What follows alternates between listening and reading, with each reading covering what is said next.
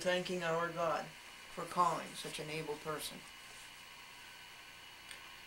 So she's been in jail now 2 months and a half, and this is September 13th, and there's an error, and they won't tell you what it is. Of course not. Who won't tell you what it is? The United States Court of Appeals for the District of Columbia. Appellant's miscellaneous procedural motion to file reply to the appellee's opposition to the appellant's motion for re-argument, renewal, reconsideration, and other relief. I don't see why she had to file permission to make a reply. I think that's a stated right. And on September the 13th, received appellant's reply to appellee's opposition to appellant's motion for re-argument, renewal, and reconsideration, and other relief. And I want you to have sympathy for me that I'm able to decipher all of their abbreviations. Look at that.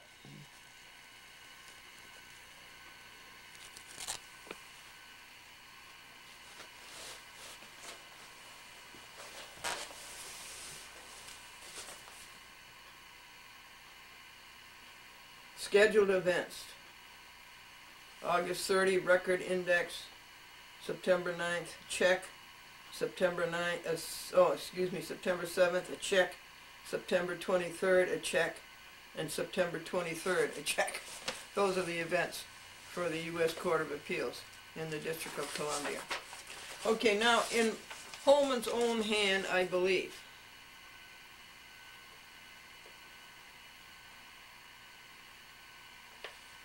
are these tickets. They look to me like the tickets, and that George went and put them all together. But there's his signature, Holman's signature. Where? Right there.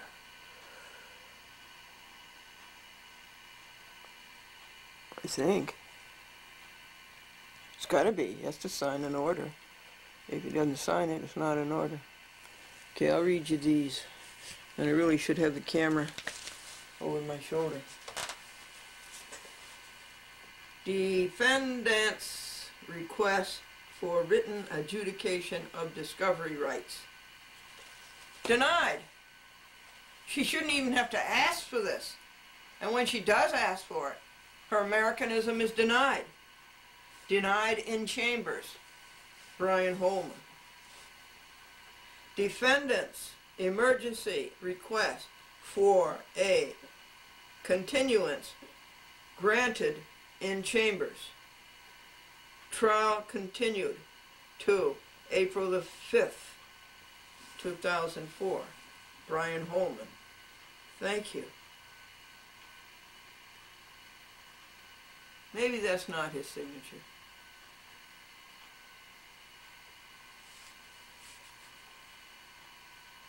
Government's opposition to defendants. Motion for continuance. Trial date to May the 3rd.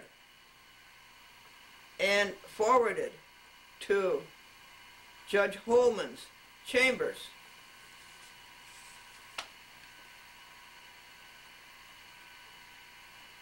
CMB are the initials.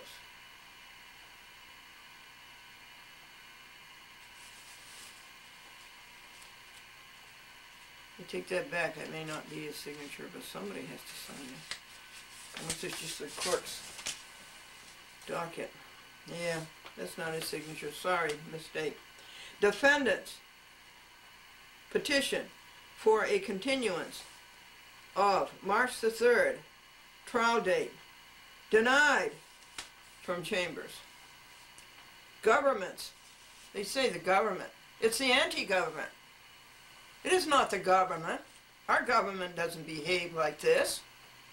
This is the anti-government of U.S. attorneys and crooked judges. Anti-government's motion in limine to preclude something to defendants' political motivations etc. Denied in chambers. Government's ex parte submission, I guess, released to defendant in its entirety. No, that wouldn't be ex parte. That's what the U.S. Attorney does. They make up all these funny things and all these vapid things, and they're really sort of addled, rotten, empty, and then they call it what the defendant asked for. In other words, discovery. And they don't tell the truth. I knew a U.S. Attorney named Edgardo Ramos who lied 4,000 times. Yes! You don't believe that. But over a period of 2 years, he lied 4,000 times. And I guess they finally got tired of my counting up their lies and they dropped the whole thing. Motion and something affidavit to disqualify Brian F. Holman and for something of the March 1st, 2004 trial.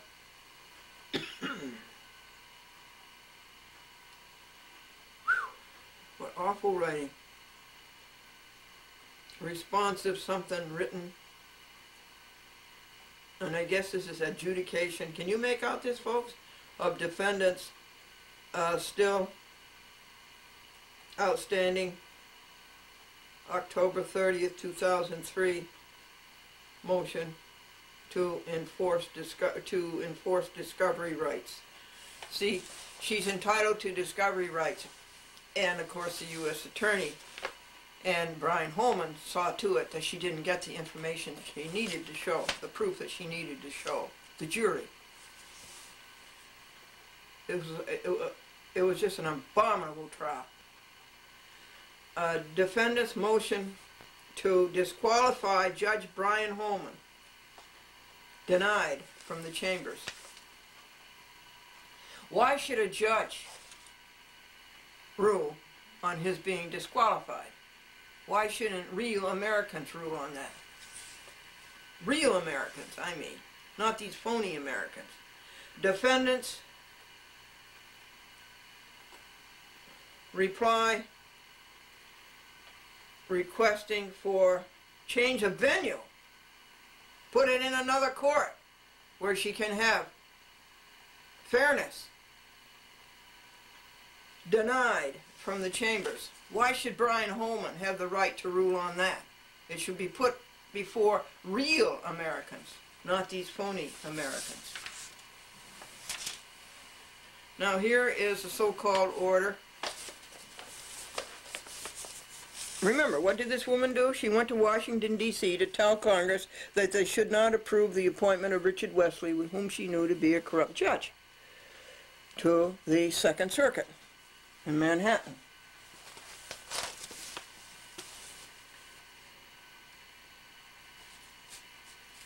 Accordingly, upon defendant's motion, consideration of the defendant's motion and the government's opposition thereto, there being no demonstration of newly presented facts or a change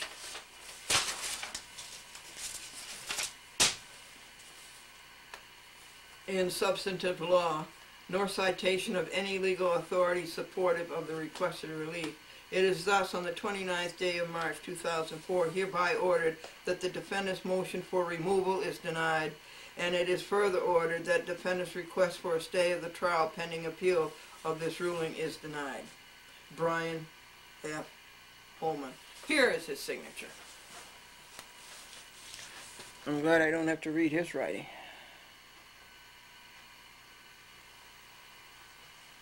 And a copy of this is sent to Elena Sass Holland, the Assistant U.S. Attorney, and to Mark Goldstone, that no-good lawyer who charged her money and never delivered. A consumer fraud. Well, it's interesting, isn't it? And this is more of the same. And what is the same? Injustice. and more of the same. And what is the same? Dis-Americanism. And it's more of the same and more of the same of what? Hoods who have kidnapped the United States of America. It might be interesting for you to see Elena's signature. Thank you, George McDermott, for taking the time, and taking the money, and the urge of energy to send us this record. We'll get it on the internet. Elena Ruth Sassar. Her mother is a friend of mine, Doris Sassar. And now Doris is ruthless. Ruth isn't with her anymore. Well, I want again to say, Elena, you are very honored. You are very privileged. Because of your expertise, you have been called to do an important job, and that is to focus this camera and many other pieces of document on the terrible scam that is going on in the United States of America today. The terrible ambush, the terrible conversion of everything American into everything self-interest. You know, what's a country without courts? What's a country without law? What's a country without the enforcement of law? What's a country without rights? What's a country without protecting your citizens instead of making them victims? What is that? And you people on the internet all over the world, you can see the phony claims that are going on here. What we have is rotten and putrid and addled. And you people who are doing this, you should be ashamed. Period. On the other side of this, let me say to you people who are doing this, we pray for you. Certainly you are not whole, happy, and healthy. You are splintered, unhealthy, and unhappy. You are not getting what you want in life. You are very unhappy people. And you go after this power and this $140,000 plus a year, and you go after this, and every day you sell a piece of your soul. I don't think you have any soul left, but then I don't think that God would let that happen to you. There's got to be some soul left. And I'm addressing that little bit of soul that is left. Stop it. Be somebody. Be the human being that you know you should be. Stop being such a bum. This is Glendora, Chat with Glendora, on 45 TV stations, 450 municipalities, including you, DCTV. And DCTV, you better cablecast this.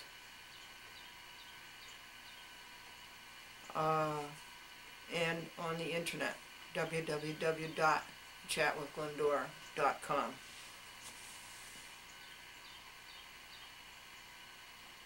So my heart goes out to all of these people. For an all-American named Elena Ruth Sassar.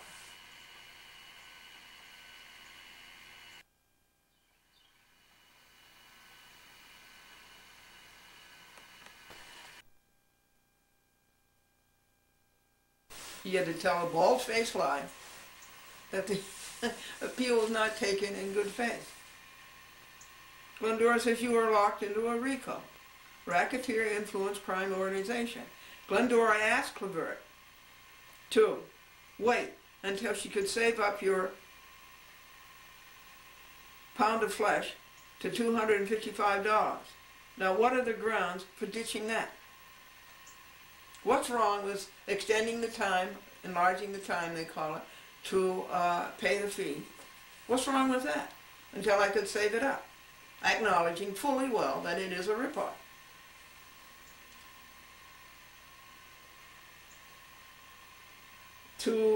This ghostwriter says for the judge, to find that an appeal is in good faith, a court need find only that a reasonable person could suppose the appeal has some merit. Well, to be grabbed up.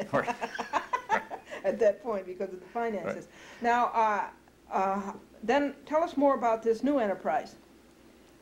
The Cablevision, or the one we were starting. No, after the, remember you were with the Telenews and you left Telenews? Right. Then we started distributing films for other people, distributing them to television stations, and we began to put together a library of films which the early television stations were very anxious to have. Yes, because there wasn't much material then. No, they didn't. Some of them didn't even have networks. But we became then very fascinated with the idea of television itself, and then we were beginning to hear that you could not only broadcast television, but you could put it through a wire. So we became interested in connecting all of the hotels in New York together with a piece of wire, and sending television programming to the hotels. So in 1960 we started a service in New York which told people in their hotel rooms what was happening in New York.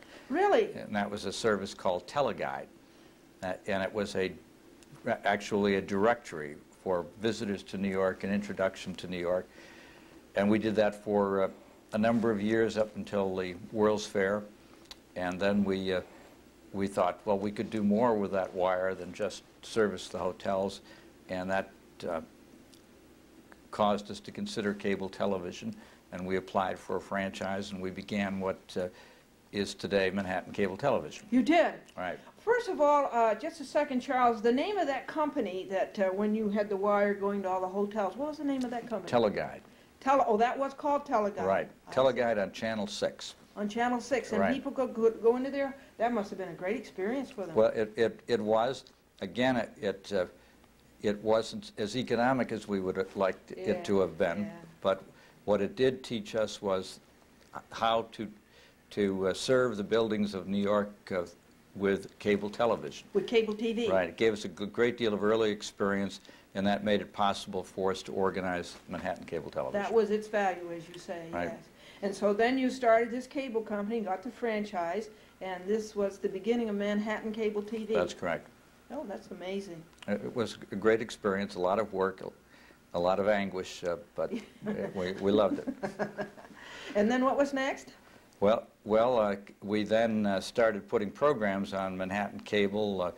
We made arrangements to put the Nixon Rangers on, and then we started motion pictures, and then we organized a network to provide these same programs to other cable systems, and that was the beginning of home box office. It was? Right. Oh, for heaven's sakes. And that started in 1972. 1972. Right. And what a job to try to wire Manhattan. Yes, it was. For cable. Right. Yeah. And it was very difficult then because we didn't then have the excellent equipment that cable television has today. So it was much more difficult to build the system than it is today to build a cable system in an urban area. This is also interesting. So what came after that? Well, we've finally sold Manhattan Cable and Home Box Office to Time Incorporated, and then we went out to the suburbs of New York and began another cable service called Cablevision. That's your Cablevision, and we're still doing that. Right. Now, what locale was that? Well, Long Island, and then we expanded it to Connecticut, to parts of Westchester, New Jersey. We're now in Boston, Cleveland, Toledo, Kalamazoo, Chicago. Haven't you done well? And you have a huge number of subscribers. What is it? Well, we by the end of the year, with all of the new arrangements completed, we'll have 1 million subscribers. Wow. Now, these towns in Long Island, Mr. Dolan, the names of the towns? Well, we serve all of Nassau County. Oh, the whole county? Right. And the westernmost part of Suffolk County and East Hampton and Montauk. Wow. And then the ones in Connecticut, I think I remember some of those, Westport. Well, Stamp. we service the area, all of Fairfield County, All of the area Fairfield from the New York State border out to past Bridgeport, from Greenwich out through Bridgeport. From Greenwich all the way out to Bridgeport, Right. and how far north? Well, of course, Fairfield County goes way up. It goes up to New Milford and Right. all those places. Right. There are many other cable companies, of course, I see. serving Connecticut, and we Yeah. join them. You know, Mr. Dolan is a friend of Mr. Bresnan. You remember when Mr. Bresnan came to see you? And Mr. Bresnan started out early in cable. Oh, Bill Bresnan is a pioneer in cable television. He was associated with the early teleprompter company. Teleprompter built the other part of Manhattan, and it was one of the early, very large, very important companies in cable. My goodness, you've known each other a long time. We have. I think that year you mentioned was 1960?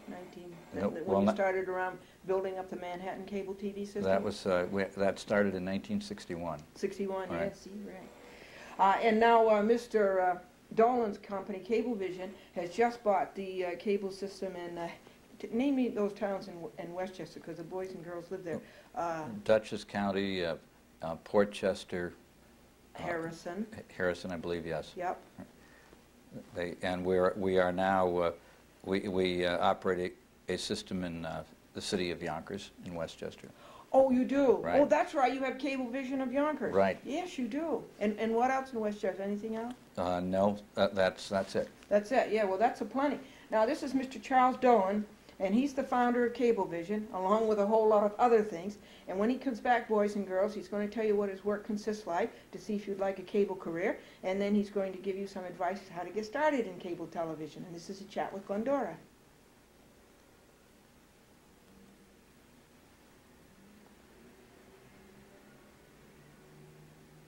Mr. Dolan, could you give us an idea of the flavor and excitement of your work? Well, there's a lot of excitement.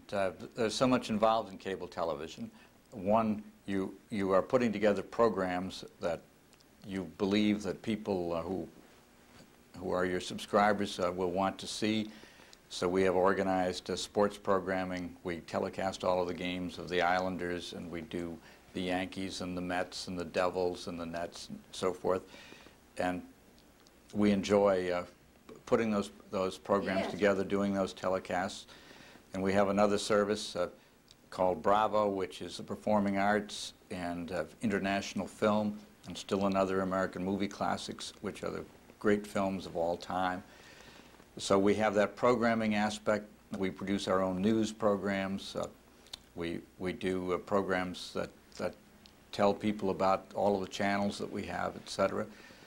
So there is the idea of programming, which is a very important part of cable television, and then there is the marketing side of it, which is presenting all of that to potential subscribers and persuading them to become subscribers. And that involves direct sales, direct mail marketing, telephoning, etc. It is a different kind of marketing experience, and many of the people who are with us really enjoy that more than anything else and spend their careers doing that. Do they? Mm-hmm. And then the financial side, cable television involves the expenditure of large sums of money. So we need people who can relate to banks and investors, and understanding the economics of cable television is by itself a specialty, and communicating that understanding to others. And then we have the technical side of cable, how to build a cable system, to maintain it, to operate it, how to improve it, providing greater channel capacity, putting facilities into the subscriber's home that enable them to respond to us and to order films on a pay-per-view basis. And the other important improvements that we're anticipating in cable, it is a great experience for people who are technically oriented and who like communications. So cable is one industry, but it is multifaceted, Yes. and there are all kinds of very different career opportunities under the umbrella of cable. Well, I think that's fascinating, and you love every minute of it, don't you? I do. We find it very challenging sometimes, but Yes. I can't imagine a business or an activity I would rather be involved in. Oh, that's good to hear. And I don't think that you and I made it clear. You own Sports Channel. Yes, we do. Yeah, Sports Channel, Bravo, and what was the third one? Sports Channel, Bravo, American Movie Classics, News 12. These are all program services that are offered via cable. Yes. And we provide those to other cable systems, and our cable system carries programs that are created by Yes. other cable systems. Well, Charles Dolan, that's a thrill to me to hear all that. Now, will you tell the boys and girls a good way to get started in cable TV as it is today? Well, I think the best way to become involved in cable is to recognize what you're enthusiastic about, what skills you have, and to develop those, regardless of what they might be, and then to examine the cable industry and find out how you can relate to the cable industry through those particular skills, and then talk to people in cable about what you do, and what you do well, and what you want to do in the future. I think that is the most effective way to come to cable, because the industry now needs people with skills and ambition, and people who are genuinely interested in what in careers in cable and the future of our industry. Oh, I think the people in cable TV would be pretty responsive to the youth, don't you? Well, the industry is growing. We're employing more and more people. I think the future for cable is very bright, and again, anybody interested in cable should recognize the very strong divisions of interest within cable, and they should single one of those out and come to cable with the idea of being involved in a specific part of cable. That will make that person more interesting to their prospective employer in cable. Is there anything else that you want to tell the youth, Mr. Dolan? Just like to encourage everybody, absolutely continue with your studies, develop your own potential, whether it's cable or something else. It's you that is finally the most important aspect of it. Oh, we thank you so much for taking time. You're a busy, busy man, but to hear it from you is a great honor. We appreciate it, Mr. Dolan. Thank you for having me, Glendora. You bet. Bye now. Bye. I want you to erase.